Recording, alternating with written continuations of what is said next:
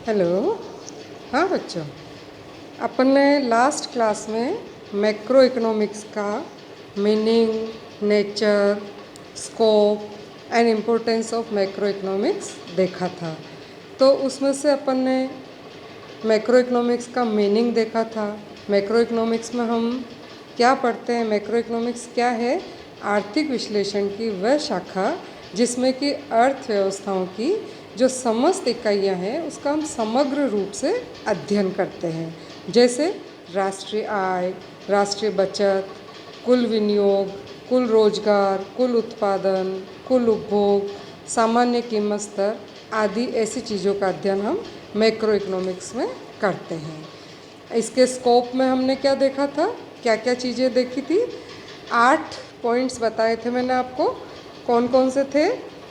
आय व रोजगार का सिद्धांत, सामान्य मूल्य स्तर का सिद्धांत, आर्थिक विकास एवं नियोजन, व्यापार चक्र, अंतर्राष्ट्रीय व्यापार और विदेशी विनिमय, मुद्रा और बैंकिंग, राजस्व और वितरण का समष्टिगत सिद्धांत। ये सारी चीज़ें हम किस में पढ़ते हैं?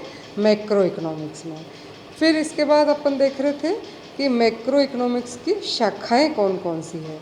तो 3 शाखाएं मैंने बताई थी आपको।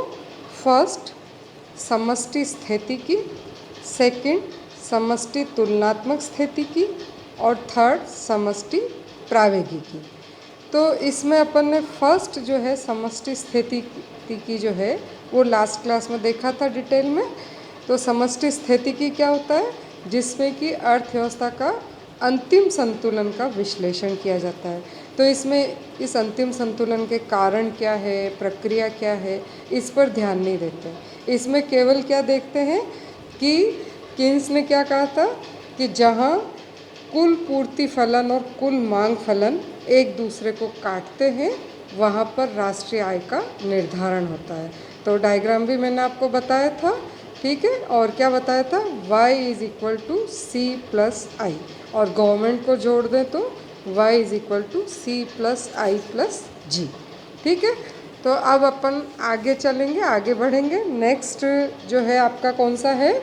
मैक्रो कंपैरेटिव स्टैटिक या समष्टि आर्थिक तुलनात्मक स्थिति की। तो इसमें बच्चों ये डायग्राम देखिए आप कि इसमें क्या देख रहे हैं हम कि अगर मान लीजिए कि किसी चर में परिवर्तन हुआ, किसी वेरिएबल में परिवर्तन हुआ, तो संतुलन क्या होगा? नई जगह पर स्थापित हो जाएगा। तो पुराने संतुलन और नए संतुलन दोनों की जब हम तुलना करते हैं तो उसको क्या कहेंगे? मैक्रो तुलनात्मक स्थिति की। यहाँ पर जो परिवर्तन की प्रक्रिया है उसका अध्ययन हम नहीं करेंगे, केवल क्या देखेंगे कि पुराना संतुलन कहाँ पर था, और मान लीजिए कि निवेश में परिवर्तन हुआ तो उससे नया संतुलन कहाँ पर निर्धारित हो रहा है। तो आप ये डायग्राम देखिए, इसमें अपन ने एक्स एक्सिस पर क्या लिया है? राष्ट्रीय आय लिया है, और वाई एक्सिस पर अपन ने क्या लिया है? कुल व्यय लिया है, कुल उपभोग और विनियोग व्यय लिया है, ठीक है। तो इसमें देखिए आप प्रारंभिक संतुलन अपना किस पे है? जहाँ सी प्लस आई रेखा जो है, पुरानी रेखा, इस 45 डिग्री रेखा को काट रही है ई बिंदु पर, उससे राष्ट्रीय आय का ओ वाई स्तर जो है वो निर्धारित हो रहा है। अब मान लीजिए क्या किया कि निवेश में परिवर्तन हुआ, ठीक है। मान लीजिए 50 करोड़ का निवेश किया गया, तो उस निवेश की वजह से आपकी जो ये व्यय रेखा है अब वो क्या हो गई है? पहले सी प्लस आई थी, अब वो कौन सी हो गई है? C plus I plus delta I, ठीक है। तो ये जो रेखा है ये आपकी मांग रेखा को किस जगह पर काट रही है? E1 बिंदु पर काट रही है। तो E1 बिंदु से राष्ट्रीय आय का स्तर अब क्या हो रहा है? पहले OY था, अब ये क्या हो गया? OYT हो गया। तो इस 50 करोड़ रुपए के निवेश की वजह से क्या हुआ? राष्ट्रीय आय में आप देखिएगा कि 250 करोड़ रुपए की वृद्धि हो गई। अब इसमें जो आपका संतुलन है वो कहाँ है? नया संतुलन अब आपका क्या हो गया? Y T is equal to C plus I plus delta I. और मैंने आपको बताया था सी क्या होता है? ए प्लस बी वाई होता है। तो इसको अपन ने जब संतुलन किया था तो लास्ट टाइम जो आपका संतुलन आया था वो क्या आया था, a plus I plus G divide by 1 minus B आया था। अब यह नया क्या आएगा, इसमें आपको बस डेल्टा आई को और जोड़ देना है। तो अब क्या हो जाएगा, a plus I bar plus delta I plus G bar divide by 1 minus B. तो इसमें आप अपने ये डेटा डालेंगे कि आपका 50 तो a था पहले से ही, और 100 आई बार पहले से ही था, और डेल्टा आई अगर आप 50 जोड़ते हैं और जी बार आपका पहले से ही 50 था, तो और डिवाइड बाई 1 माइनस बी है। तो आपका ये b जो है 0.8 था, तो ये 1 माइनस 0.8 हो गया। तो ऊपर आपका क्या हो गया, 250 डिवाइड बाई क्या हो गया 0.2। तो ये आपका हो गया 1250 करोड़ रुपए। तो पहले आपका संतुलन पर आय 1000 करोड़ रुपए थी, अब इस संतुलन पर, नए संतुलन पर आय आपकी कितनी हो गई, 1250 करोड़ रुपए। मतलब निवेश हमने 50 करोड़ रुपए बढ़ाया तो आय में 250 करोड़ रुपए की वृद्धि हुई। तो दोनों संतुलन की जब हम तुलना करते हैं तो इसको हम क्या कहते हैं, समष्टि तुलनात्मक स्थिति की। तो ये डायग्राम देख लीजिए बच्चों, बना लीजिए ये डायग्राम आप, ठीक है। अब अपन तीसरा देखेंगे, मैक्रोडायनेमिक एनालिसिस। कौन सा देखेंगे, समष्टि आर्थिक प्रायोगिक विश्लेषण। तो इसमें हम क्या देखते हैं कि परिवर्तन की प्रक्रिया को देखते हैं, परिवर्तन की गति को देखते हैं कि कैसे, जैसे हम यहाँ पे पिछले आपने देखा कि ई से ई बिंदु पर पहुँचे, तो इसमें हम क्या देखेंगे कि इस ई बिंदु से E1 बिंदु पर किस प्रकार से पहुँचे हैं। तो इसके लिए आप देखिए वही डायग्राम है जो आपका पहले वाला था कि एक्स एक्सिस पर अपन ने क्या लिया है, राष्ट्रीय आय ली है, और वाई एक्सिस पर उपभोग और विनियोग व्यय लिया है, और आपकी आरंभिक जो रेखा है वो C प्लस आई है, एक 45 डिग्री रेखा बनी हुई है जिस पर कि उपभोग व्यय और आय है एक दूसरे के बराबर होते हैं। वो रेखा आपकी देख लीजिए y is equal to C plus I है, और इस रेखा को पुराना जो मांग रेखा है C प्लस आई वो E बिंदु पर काटती है, जिससे कि आय का स्तर OY0 था। और अब मान लीजिए हमने डेल्टा आई के बराबर निवेश बढ़ाया, तो इससे आपका नया संतुलन ई बिंदु से हट करके अब कहाँ हो गया, E1 पर, और इससे राष्ट्रीय आय जो है वो कितनी हो गई, Y1 हो गई। तो इसमें आप देखिए कि Y0 से अब हम कहाँ आ गए, Y1 पर, और E से E1 पर आ गए। तो E से E1 पर कैसे आए, इसको आप देखिए कि E से हम कहाँ गए, L बिंदु पर गए, L से हम M पर गए, M से फिर N पर गए, N से Q पर गए, Q से P पर गए, और फिर धीरे धीरे इस तरह से चलते हुए हम E1 पर पहुँचे, ठीक है। तो जो राष्ट्रीय आय की वृद्धि हुई वो एकदम से नहीं हुई है, जैसे ही हमने निवेश बढ़ाया उसको आय में परिवर्तित होने में कुछ समय लगता है। आय आपकी 250 करोड़ रुपए ही बढ़ी है, लेकिन वो किस तरह से बढ़ी, उसका प्रोसेस क्या था, उस प्रोसेस को हम प्रायोगिक विश्लेषण में देखते हैं। तो प्रायोगिक विश्लेषण में कोई भी चीज़ जो है वो स्थिर नहीं रहती है, यहाँ पर पूरी परिवर्तन की गति और प्रक्रिया का अध्ययन किया जाता है। तो प्रायोगिक किस जगह देखते हैं, जैसे हम अभी जो उपभोग कर रहे हैं तो ये हमारी पिछले महीने की आय का फल है, ठीक है। तो इसको हम क्या लिखेंगे, CT is equal to function of YT minus 1। मतलब CT क्या है, वर्तमान समय का उपभोग है, और YT माइनस 1 का मतलब क्या है कि आपकी पिछले महीने या पिछले समय की आय। तो अपना वर्तमान उपभोग पिछली अवधि की आय पर निर्भर करता है। तो आय और उपभोग का फलनात्मक संबंध क्या हुआ, CT is equal to function of YT minus 1, ठीक है। इसी तरह से जो विनियोग हम करते हैं तो वो भी क्या होता है कि T समय में जो आय में होने वाला परिवर्तन है और त्वरक है उसका फलन है। शुद्ध विनियोग क्या है? त्वरक तथा टी समय में आय में होने वाले परिवर्तन का फलन है। तो इसकी इक्वेशन आप लिखिए, I T is equal to function of V, फिर ब्रैकेट में लिखिए वाई टी माइनस वन। ठीक है, तो यहाँ वाई टी माइनस वन क्या है? आय का जो परिवर्तन है, एक समय अवधि से दूसरी समय अवधि में जो आय का परिवर्तन है, ये चीज़ है वाई टी माइनस वन। और v क्या है? v को हमने त्वरक के लिए काम में लिया है। तो इस तरह से आप देखिए कि क्या होता है कि किस तरह से जो है उपभोग जो है वो आय का फलन है, और किस तरह से विनियोग जो है वो त्वरक और आय में टी समय में होने वाले परिवर्तन का फलन है। तो इसमें आप परिवर्तन का प्रोसेस पूरा देख सकते हैं। ठीक है, ये डायग्राम आ गया बच्चों समझ में कि किस तरह से हम ई बिंदु से E1 बिंदु पर पहुंचते हैं। पुराना संतुलन E पर था, इससे हम नए संतुलन E1 पर किस प्रक्रिया से पहुँचे, इसका अध्ययन हम किस में करते हैं? मैक्रो डायनेमिक एनालिसिस में। तो बच्चों ये तीनों तरह के आपने जो प्रकार देखे हैं मैक्रो के, तो फर्स्ट आपने क्या देखा कि मैक्रो स्थितिकी या समष्टि स्थितिकी, उसमें हम केवल दी हुई स्थिति के संतुलन का अध्ययन करते हैं। दूसरा देखा था अपन ने समष्टि आर्थिक तुलनात्मक स्थितिकी, इसमें क्या करते हैं? हम दो संतुलन बिंदुओं की तुलना करते हैं कि किसी एक वेरिएबल में परिवर्तन होता है तो संतुलन बदलेगा, तो पुराने संतुलन और नए संतुलन की तुलना करते हैं, वो समष्टि तुलनात्मक स्थितिकी होता है।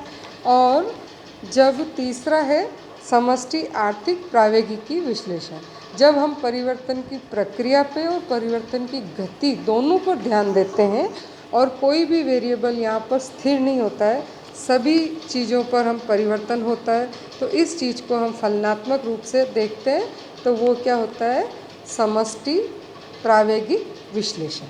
ठीक है, अब हम देखेंगे समष्टि अर्थशास्त्र का महत्व क्या है। तो देखिए समष्टि अर्थशास्त्र का महत्व नंबर 1 लिखिए। आपने देखा कि जब 1930 में विश्वव्यापी मंदी आई थी तो माइक्रो इकोनॉमिक्स की थ्योरी सारी फेल हो रही थी। विश्व की सभी देश, सभी अर्थव्यवस्थाएं चरमरा आ गई थी, भयंकर विश्वव्यापी मंदी आ गई थी। ऐसे समय में किन्स ने उसको उबारने के लिए जो नए सिद्धांत बनाए थे, नई जो ब्रांच बनाई थी इकोनॉमिक्स की, वो मैक्रो इकोनॉमिक्स है। तो मैक्रो इकोनॉमिक्स जो है इसका महत्व है, लिखिए नंबर 1, जटिल अर्थव्यवस्था के सामूहिक संचालन को समझने में सहायक। तो जो इतनी कॉम्प्लेक्स हमारी इकोनॉमी है उसका किस तरह से संचालन हो रहा है उसको हमें समझने में मैक्रो मदद करता है। सेकंड, आर्थिक नीति निर्धारण में उपयोगी। तो आज की हमारी सरकार जो है वो कल्याणकारी राज्य होता है, विभिन्न नीतियाँ बनती है, राष्ट्रीय आय बढ़े, रोजगार बढ़े, देश में बचत विनियोग बढ़े, कीमतें स्थिर रहे। तो इन सब चीज़ों के लिए जो आर्थिक नीतियाँ बनती है उसके लिए जो आंकड़े चाहिए वो मैक्रो लेवल पर ही उपलब्ध होते हैं और ये केंद्रीय सरकार ही बना सकती है। तो इसके लिए मैक्रो की ज़रूरत होती है। फिर थर्ड, आर्थिक नियोजन में उपयोगी। तो आजकल हम देख रहे हैं कि सभी सरकारें जो है वो नियोजन के माध्यम से आगे बढ़ती है, सभी तेज़ गति से विकास चाहते हैं तो नियोजन करना पड़ता है। तो नियोजन के लिए जो आंकड़े चाहिए वो हमें मैक्रो से ही मिलेंगे, बिना मैक्रो के, बिना समष्टि के हम नियोजन नहीं कर सकते हैं। फिर नंबर 4, व्यष्टि अर्थशास्त्र के विकास के लिए भी समष्टि अर्थशास्त्र आवश्यक है। तो समष्टि में जो कीमतें निर्धारित होती है वो मैक्रो को देख के ही होती है, चाहे वो वस्तु की हो चाहे वो साधनों की हो। इसी तरह से नंबर 5, विभिन्न आर्थिक समस्याओं के समाधान में सहायक। तो जो हमारी देश की विभिन्न समस्याएं हैं उनका समाधान भी जो है मैक्रो लेवल के आंकड़ों के आधार पर ही हो सकता है। फिर नंबर 6, समष्टि मूलक विरोधाभास के कारण भी समग्र का ज्ञान आवश्यक है। कई सारी चीज़ें ऐसी होती है जो समष्टि मूलक विरोधाभास होते हैं, जैसे व्यक्तिगत बचत व्यक्ति के लिए बहुत सही है लेकिन वो देश के लिए सही नहीं है। इसी तरह से देश में आप देखिए फर्में पुरानी ख़त्म हो रही है, नई बनती जा रही है, और लेकिन अर्थव्यवस्था चलती रहती है। तो हमको समग्र रूप से अर्थव्यवस्था की क्या स्थिति वो देखना होता है, एक एक का क्या हो रहा है वो नहीं देखना होता है। फिर अर्थव्यवस्था का मूल्यांकन करना हो, उसकी तुलना करनी हो तो भी हमें जैसे राष्ट्रीय आय के आंकड़े चाहिए होते हैं। इसी तरह से बेरोजगारी का विश्लेषण करना हो, उसका समाधान करना हो तो भी हमें समष्टि स्तर के आंकड़े चाहिए। इसके अलावा राजकोषीय और मौद्रिक समस्याओं का विश्लेषण करना हो, उनका समाधान करना हो, तब भी हमें मैक्रो इकोनॉमिक्स चाहिए होती है। तो इस तरह से आप देख रहे हैं कि विभिन्न आर्थिक समस्याओं के समाधान के लिए मैक्रो की बहुत ही ज़रूरत होती है, इसका बहुत ही ज़्यादा महत्व है। माइक्रो को तो है ही, लेकिन माइक्रो के साथ साथ मैक्रो इकोनॉमिक्स का भी बहुत महत्व है। लेकिन मैक्रो इकोनॉमिक्स की अपनी सीमाएं हैं, अपनी कठिनाइयां हैं, अपनी परेशानियां हैं। जैसे क्या है, नंबर 1 कि महत्व तो बहुत है लेकिन मैक्रो इकोनॉमिक्स जो है थोड़ा कठिन भी है, थोड़ी मुश्किल भी है, क्योंकि इतने बड़े लेवल के जब आंकड़े हमारे सामने आते हैं तो उनसे निष्कर्ष निकालना, विश्लेषण करना, नीतियाँ बनाना इतना आसान नहीं होता है। तो इसकी जो सीमाएं हैं वो देखिए आप। नंबर 1, व्यक्तिगत इकाइयों के योग के आधार पर निकाले गए समष्टि अर्थशास्त्र के निष्कर्ष क्या हो सकते हैं, भ्रमात्मक हो सकते हैं। क्योंकि छोटी छोटी इकाइयों के आधार पर अगर हम कोई निष्कर्ष निकाल लें उनको जोड़ के, तो वो गलत हो सकता है। जैसे हम बैंक से पैसा निकालने गए तो कुछ लोग निकालेंगे, एक निकालेगा तो उससे कोई फ़र्क नहीं पड़ेगा, लेकिन अगर सभी व्यक्ति एक ही दिन पैसा निकालने पहुंच जाए तो क्या होगा, बैंक फेल हो जाएगा। इसी तरह से व्यक्तिगत बचत हमारे लिए बहुत अच्छी बात है, लेकिन मान लीजिए कि देश में मंदी चल रही है और ऐसी स्थिति में अगर हम बचाने लग जाएं तो मांग की कमी हो जाएगी और अर्थव्यवस्था एक हमारी फेल हो जाएगी। तो इस तरह से व्यक्तिगत चीज़ों के आधार पर हम समूह के लिए निष्कर्ष नहीं निकाल सकते हैं। फिर होते हैं समष्टि मूलक विरोधाभास। इसमें भी लगभग वही चीज़ें जो मैंने अभी आपको बताई कि समष्टि मूलक विरोधाभास होते हैं, इसीलिए हमें समष्टि के साथ साथ माइक्रो का भी ध्यान रखना चाहिए। फिर नंबर 3, समूह या समाज में व्याप्त विभिन्नता की उपेक्षा। जैसे क्या होता है कि मैक्रो के आधार पर हम देखें और ये सोचें, जैसे मान लीजिए कि महंगाई स्तर जो पिछले साल था वही इसी साल है, तो हम सोचें कि भाई हमें नीतियों में बदलने की कोई आवश्यकता नहीं, लेकिन हो सकता है कि खाद्यान्नों के मूल्य तो कम हो गए हैं और औद्योगिक माल के मूल्य बढ़ गए। तो ऐसी स्थिति में हमको क्या करना पड़ेगा कि किसी वर्ग की तो आय बढ़ गई, किसी वर्ग की आय कम हो गई है, तो हमें नीतियों में परिवर्तन करना पड़ेगा। ठीक है, तो इसीलिए हमको केवल समग्र को ही नहीं देखना है, उसके अंदर छुपे हुए जो छोटे समूह है, उसके अंदर की इकाइयाँ हैं, उनको भी बारीकी से देखना पड़ेगा।